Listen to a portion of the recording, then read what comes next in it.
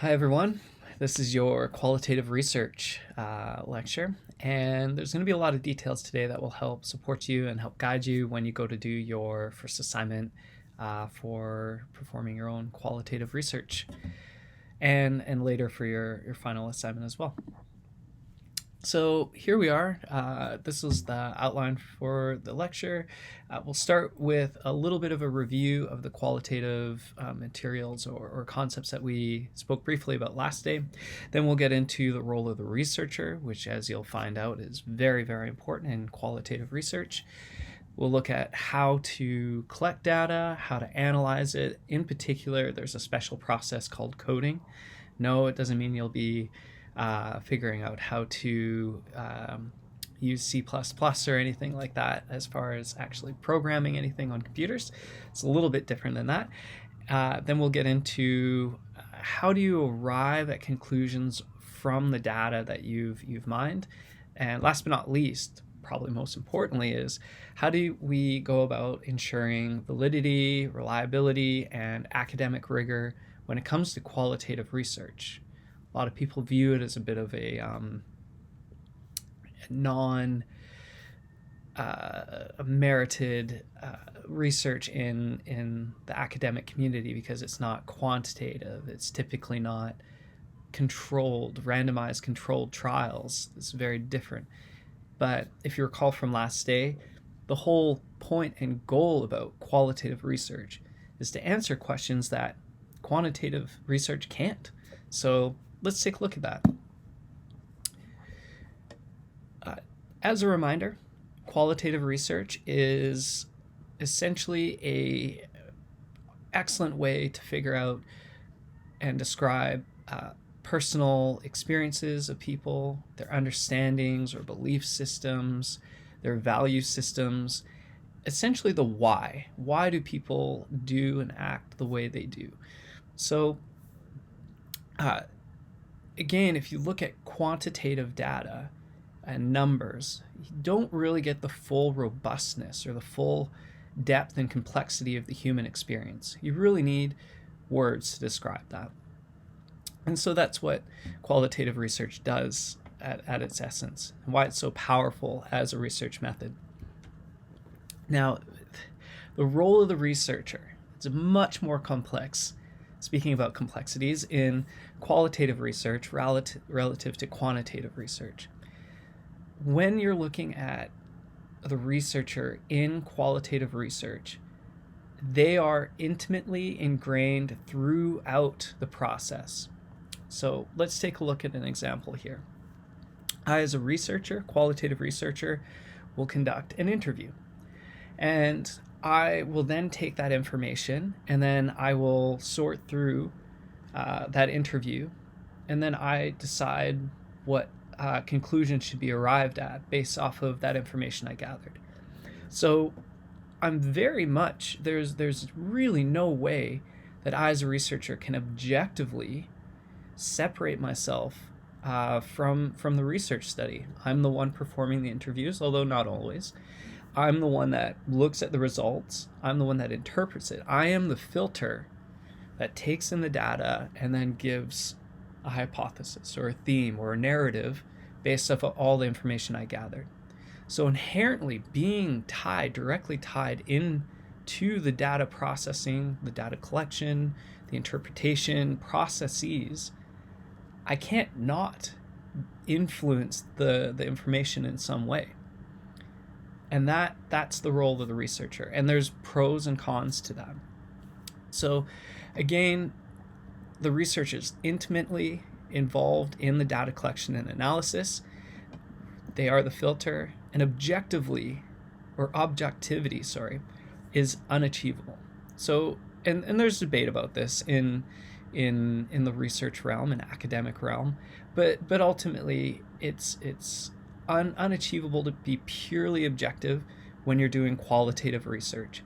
And so to get around that, what we do is we just acknowledge that fact, and we need to be very, very clear, and the researcher needs to be very, very clear about their own biases, their own personal histories, what sort of assumptions they made both about their hypothesis, but also about the data they're collecting. It just needs to be very, very transparent. There needs to be a lot of capacity to objectively criticize oneself and one's role as a qualitative researcher.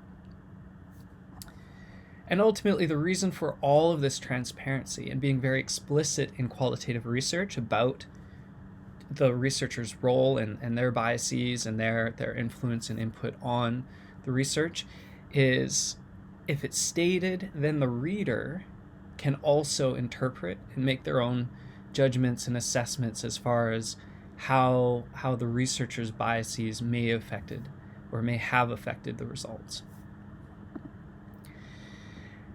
And all of what I just explained to you is what this term reflexivity ultimately is or does or tries to correct for or watch for.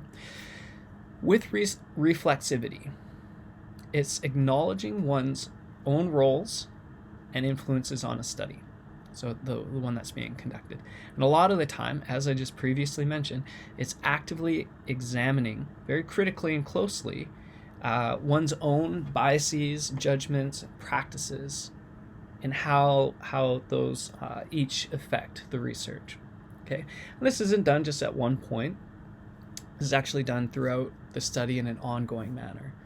And just to be a little bit clear right now, reflexivity and reflecting, to get a gist in your head, they're kind of similar, but they're really, really quite different. Reflexivity is critically looking at your influences and not just thinking of what they might be, but also taking it a step farther, taking a step back and looking more so of how those biases would have impacted the study. Okay. When you get into qualitative research, as your one of your main roles with this concept of reflexivity is to again, at multiple points throughout the study, go through this process of reflexivity. Typically, one of the first points in times you do this is at the outset of the study. Okay, and again, each qualitative study is a little different, demands different things. When you're going through your assignment, these are closer to the steps that you'll probably want to follow. So step one, you examine your positionality. So questions you can ask yourself before you even start that might help clarify what sort of influences you might have on your collection of data or data analysis is, why am I interested in this topic? Why is my history / prior experience with this topic? I should say what, sorry. So what is your history or prior experience with that? What do you think the answer is? So you inherently will already have certain judgments, biases, and thoughts as to what you think the answer to your research question is going to be. And what are you ultimately obtaining or gaining out of conducting this study? So that would be like a first step before you get into things. Step two is considering the reflexive components of data collection. So when you're collecting data, for example, conducting an interview. When you're running an interview, you inherently will be influencing answers, right? It's researcher bias being imposed on the subject. So the subject might be doing participant demand responses, right? They want to appease the researcher. It sounds kind of odd, but if you've done early psych studies like Intro to Psych or research methods and that capacity, you would have come across this concept before. Subject demand is what it's called. And so you need to check in on yourself and your influences there through reflexive practice. And then last for us would be influences on your data interpretation or data analysis, right? And again, this, you can imagine how crucial this part is. If you are the filter that takes in data and spits out answers, you want to very, very critically and carefully examine your role in that and what sort of influences you might have on the output. And so one of the trickier questions you might ask yourself is, am I the type of person predisposed to believe the data suggests conclusion X or conclusion Y. That's really tough. A lot of us inherently want to say, no, I'm not biased. Oh, I was very aware of my biases and that sort of thing. But it's just not human nature. To be human is to have certain biases and prejudices. So being able to recognize where those might be and how, to what degree that influenced your data analysis is very critical. And again, all of this, everything I've said so far, really, really important that it's all communicated clearly, okay? And we'll get to the reason why a bit later. There's like a cliffhanger for you. Okay, so moving forward. So this is kind of keeping in mind, this goes throughout the whole data collection process. Again, we're kind of at the initial point here, where it starts at the beginning. That's why I wanted to bring this up. So again, reflexivity starts right before you even get going into the study, examining some of these topics and exploring them. Now, it's not exclusively those that you want to explore, but those are just really good examples. Okay, so now we're on to the data collection. And again, just as a little reminder, there's a few different methods or manners in which you can collect information in a qualitative study. One of them is observation, interview, so that can be semi-structured or formal. And the difference between those, if you're curious, is semi-structured will have some questions that you want to ask, but you're open to allow the conversation to go where it wants to go. For example, if I was to sit down with a student and they wanted to ask me about my previous work experiences, they might have a list of 3 or 4 questions that they want to ask, but just inherently through a conversation, other questions might come up. And the value to that is you're able to explore ideas that you as a researcher or the student in this scenario might not have originally thought to ask. Right? Whereas a formal interview is very scripted, question by question. You can think of it like a standardized interview that a large corporation might give. Okay? Focus groups, so that's like a small group interview. Document reviews. I didn't mention this last day, but some studies essentially just collect tons of previously collected documents. Depends on the topic what the documents might be, and then you just review them. So everything from like court hearings to government files, police reports, etc. Okay. And the last but not least, and I always find this one the most interesting, and this is a little bit what we'll be doing in class with this assignment, is ethnography. So the idea behind this one is the researcher goes and lives and becomes part of the group that they're studying and inherently gets almost like an insider view of what it's like to be part of this group. Now, part of this is also similar to your assignment because some of you are going to be the interviewees. So you're going to be pulling double duty. You're both going to be kind of like the researcher, but also kind of like the participant. Okay, so those are different methods, but how do we actually collect that data? Well, it depends largely on what sort of method you're using and to do your research, but it ranges from journals or logs, diary keeping, to video and audio recordings. But ultimately, all of those end up, if it's not already written like in journals, they all get transcribed. So what does that mean? Well, it's taken from a say like an audio file, which again is going to be similar to what you do for your assignments. You're going to take the audio file and you're going to convert it into written text. Okay, so there's a few different ways this can be done. One is verbatim, so every single little part of the interaction is documented and transcribed. So if I say or so any emotional components that occur, all of this is written and transcribed. So that'd be verbatim. Intelligent gets rid of some of the filler words and just makes it a little bit more readable. And edited more or less takes slang and casual language and the ums and ahs and the emotional components and essentially edits them out and just leaves a very well-composed, grammatically correct transcription. And you can imagine that as you get more and more edited, you potentially lose more and more of the raw data that was potentially there. Okay. Great. So we're kind of at this point now where We've decided to go about our data collection in a certain way. We've been a little reflexive already, and now we need some way to take this data and do something with it. Well, we want to analyze it, right? And the goal ultimately throughout any qualitative research, but in particular with data analysis, is you want to be very transparent and clear as to the logic and the process and the steps that you took to arrive at the conclusion you did and the path you took to get there. So, yeah, again, transparency and being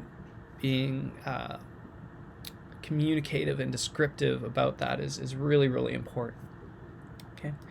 Well, again, we'll get to the why once we get to validity and academic rigor. So there's a few ways you can go about this. It can be thematic, narrative, or grounded theory-based. So what does that all mean? Well, ultimately, when we're collecting our data, there's different systems or processes that we can kind of go through our data treatment with. The most common, and the one we'll do, is something called grounded theory-based. And it's related to thematic. This will make sense once we describe it a little bit, but so thematic essentially is you get these general themes that all this descriptive conversation. Let's say again, we'll just stick with interview as the primary focus here for qualitative research. Again, recognizing that there's others, but so again, thematically, we pick out these ideas or these concepts that just seem to repeatedly come up. And so that would be considered a theme. And from there, that's kind of how we analyze and essentially arrive at our result, which is themes that come up. A narrative is a little bit different. So we'll take in our information, our data collected from our interview or interviews, ideally, and we'll regurgitate it and come up with a common timeline-based story. Right? So a narrative allows multiple points over time to be communicated as far as, say, a journey or a path or experiences that occur for a duration of time. As few things are, especially with human experiences, static typically. And the last but not least is grounded theory-based. So the big key here is you mainly work from a hypothesis. So you have a hypothesis, but you also have themes that you kind of tie into that hypothesis, and you're continually checking in to make sure what does and doesn't support your original hypothesis. And again, you'll notice the crossover between thematic and grounded theory-based, I think, as we move forward and explain it a bit more. Okay, so with all of this, depending on how you're going about your analysis, but again, we'll say we're doing grounded theory-based analysis or approach, is this concept or this method called coding. So coding is systematically categorization of collected data excerpts into themes, patterns, supporting contradictive statements for your hypothesis or for themes. So what does that mean? Well, you can kind of see in this photo here that we have 3 different categories or themes that this person is collecting data in. And they'll write out excerpts, quotes, parts of the interview, paragraphs that seem to fit or follow one of these categories or themes. And then you put all your data in there, and then afterwards you have this nice categorized, organized compiling of your data. Okay, and you can say, oh, this was really well supported. Here's all the thematic excerpts that support that idea. Here's the one that supports this, and this was a little less supported, but here's the description of that. Okay, and you can actually subcategorize or organize it however you think best fits the data. Now, this is, I'll show you a video a little bit later of how this process can be done by hand. It kind of feels like arts and crafts. It's fun. But one of the things that you want to keep in mind with coding is it takes time. So usually And if you think about it, if you have this whole booklet of let's say a half-hour long interview transcribed, printed off, or even just on electronically, it takes a lot of time to read through and try to gather a sense of what someone was trying to say and what their meaning is, right? So that'd just be on the first go, and then you develop your themes from there. But then when you go back, maybe you find other themes that have arisen. Maybe you find a different take. The second or third time you read a book or a novel, you always pick out different things. Think of your favorite book. I know many students and myself will say Harry Potter, right? If you were to go back and read those same stories, you're going to notice little sub-themes and topics and concepts. You're going to see it in a different light every time you read it. And the same thing happens with data that you collect in qualitative research. So it definitely takes time. It takes multiple passes through the data to identify themes correctly and understand what that data is really trying to say, or what the person that you interviewed is really trying to say. Okay. And again, being very clear about your process is really, really important, even at this point. Okay. Now there's that got hidden, sorry. There's two different formats at which you can go about your data analysis. And one of them is you can go inductive or deductive. Okay, and inductive is the way I'm going to suggest that you go for your assignments. And the reason for this is, if you pick a motor skill, I want you to have it be a little bit more exploratory. So what do I mean by that? Well, I want you to start out with the data. You have some questions, be reflexive, you'll have your own working hypothesis in your mind, but you'll have this interview and you'll take in the data, okay? And then from there, I want you to read through it once or twice. Again, just be clear about your process there, and then group it into themes that you've noticed that came up during that discussion. And then once you generally have those themes, you can get a bit more of a more precise coded system and generate a more solid conclusion as far as the clear themes that the data provided. Okay, so you explore the data and then get your results. That's inductive. Now, deductive is if you start with some codes or some themes or some criteria preset before you actually look at the data, and then gather the data from there. And then say, okay, well, this fits here, that fits there. The issue with that, in the sense, as far as your projects in particular, but at research at large for qualitative research, is you might not have made a criteria for an idea or concept that comes up. So you can very easily miss a point or a coded theme through that. Okay. And ultimately, I think a lot of qualitative researchers use a bit of a blended method and actually do a bit more of a cyclic process. Again, the more you visit the data and the more you look at the data, the more robust your information becomes, right? Okay.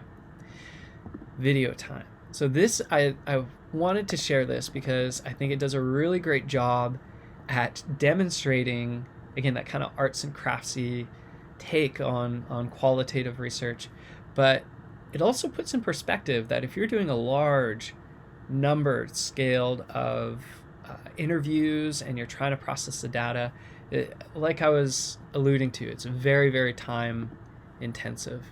Semi-structured interviews are one of the best ways to get insights about the world. But even just a couple of interviews can lead to pages of transcripts. People have limited memories, so we can't make sense of this much information without introducing unintended bias. We created these videos to walk through the basics of qualitative coding. Qualitative coding allows you to find rigorous insights that are grounded in your conversations with people. Let's walk through the qualitative coding process. The first step is to read through your transcripts. You should highlight relevant and interesting quotes. Of course, what's relevant and interesting is deeply connected to your research questions.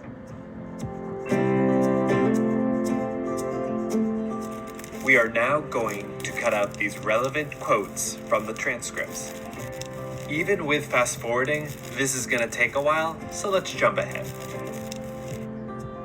Now that we have all the relevant quotes cut out, we can organize them by theme. To be clear, there are many different strategies to how you can approach coding and discovering your themes. We'll cover all those in a later video.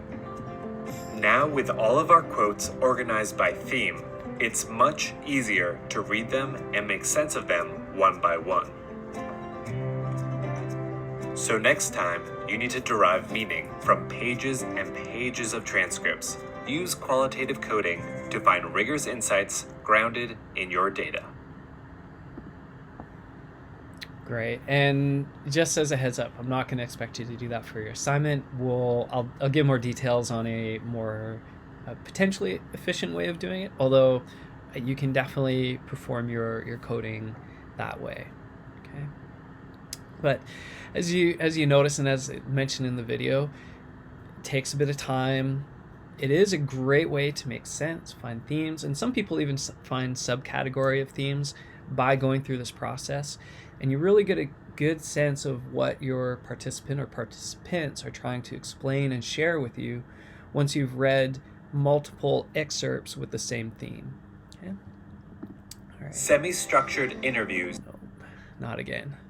So great, you've done your coding, you found all these groupings, you're getting a real good sense of these people's experiences. How do you arrive at a conclusion? What does that look like? So the goal ultimately at the end of all of this is to find these themes, these narratives, these perspectives from these participants, and be able to, as a researcher, restate and share their perspectives and stories with your take on it, right? And your collective gathered knowledge from all your participants, and being able to regurgitate that in a meaningful way. Okay, and that'll be one, to either support a hypothesis, or two, share a bit of a narrative of what people's experiences are like, right? A bit more specifically through a timeline narrative. Okay, and ultimately these conclusions are just summations and explanations of what's similar and different. So to be a bit more clear, the idea is you want to try to find some commonality between all your participants. However, from time to time, you're going to find people that are different. You're going to find groups of people that might have different expectations, differ from your expectations of your hypothesis. And again, keeping in mind that each of these categories are interpreted by you, the researcher. So when you're trying to state or retell these people's experiences in a compiled and meaningful way, you need to recognize and state how your logic and what your logic was to arrive at that conclusion. And again, this is for a really important reason, which I've been alluding to this whole presentation, is for ensuring validity and reliability of qualitative studies. So again, this is great science, and the reputation of qualitative research has been building immensely over the last decade or two in its capacity to explain and rigorously detail components of our world and human experience that quantitative data can't.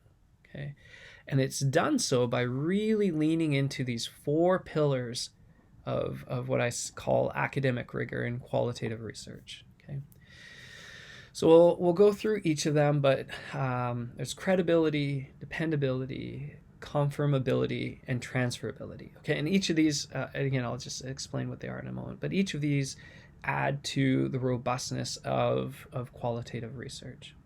Okay.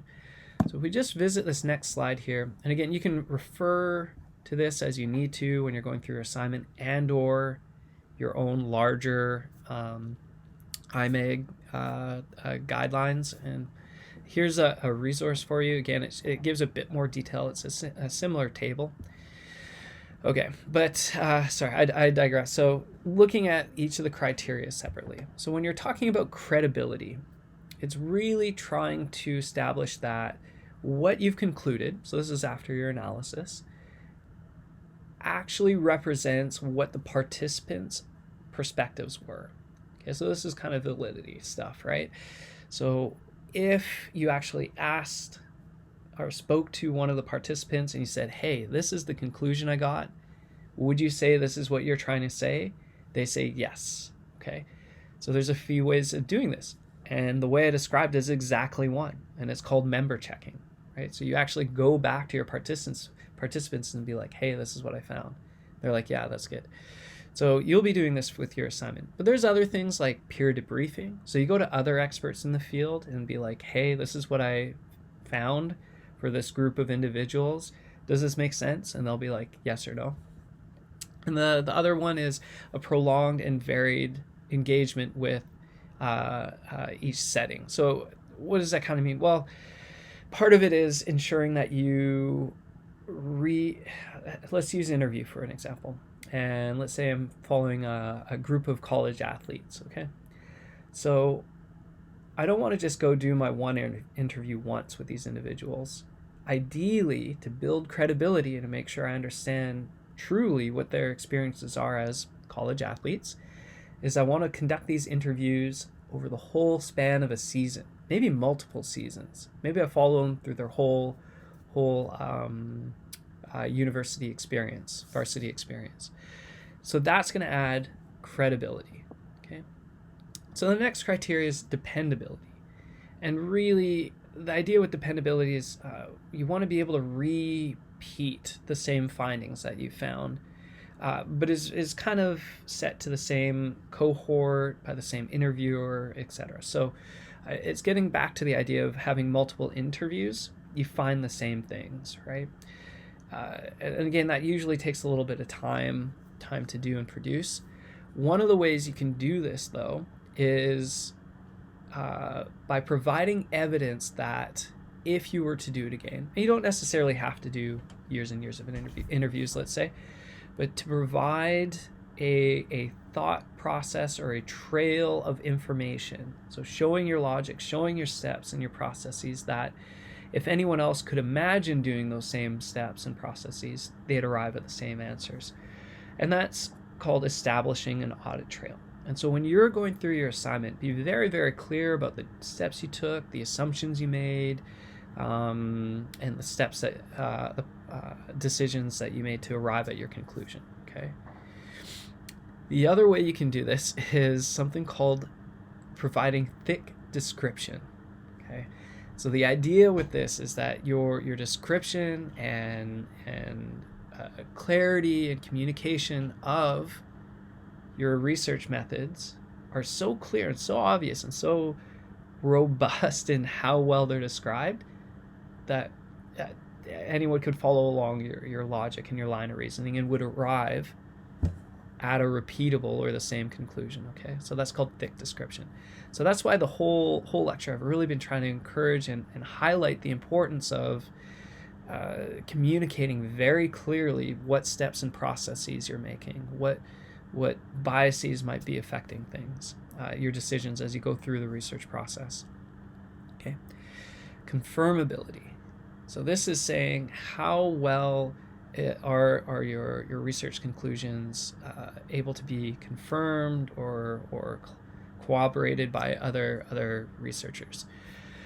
There's a couple of different ways this happens. So one of them we spoke about a lot so far is reflexivity. So how might that improve your confirmability? Well, the main reason or factor of that is you've so expressively and thoroughly identified all of your own biases that would impede or influence the research, that any other researcher or person that might look at it agree and say, yes, those were the things that were probably influencing your outcome decisions here after you process the data.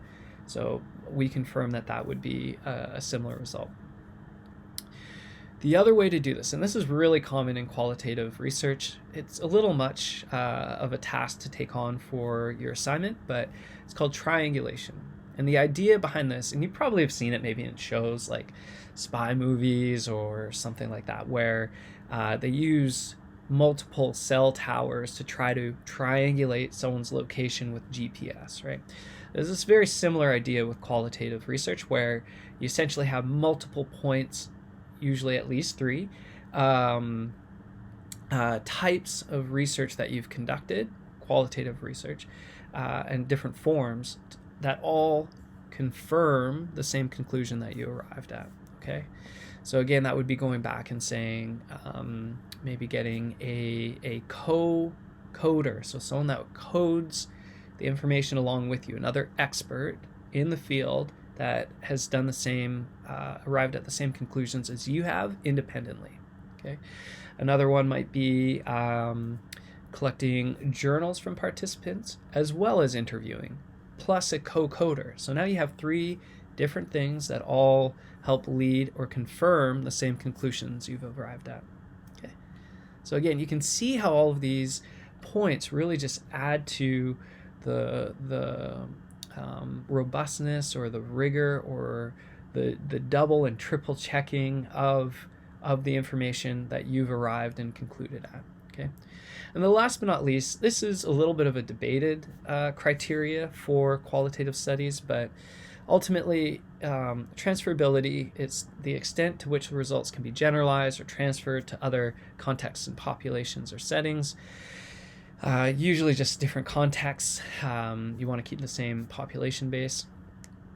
The reason this is debated with qualitative research is sometimes you're really just looking for a small group's experiences, something very unique to a very small group of people.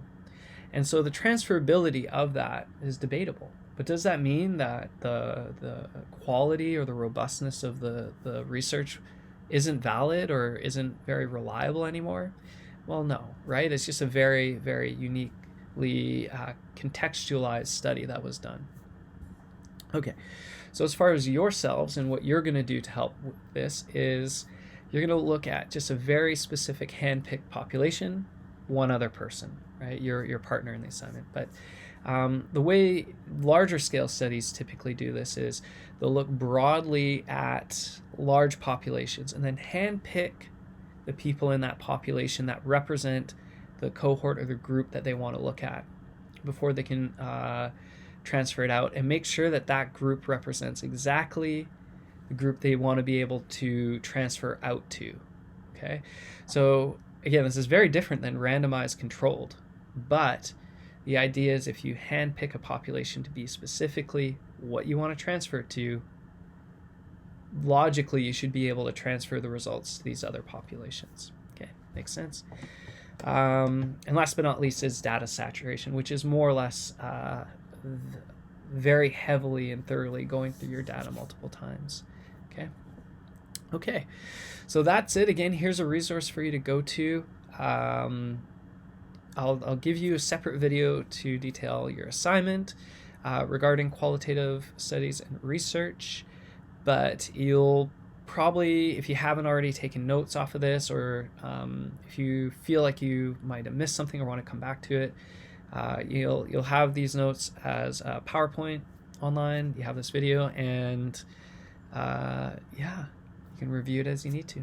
Anyway, a lot of students have fun with this as it's going to kick off your larger assignment for later in the semester, but it's also just a little bit of a break from heavy quantitative sciences, which a lot of us tend to take through kinesiology or sports science in particular.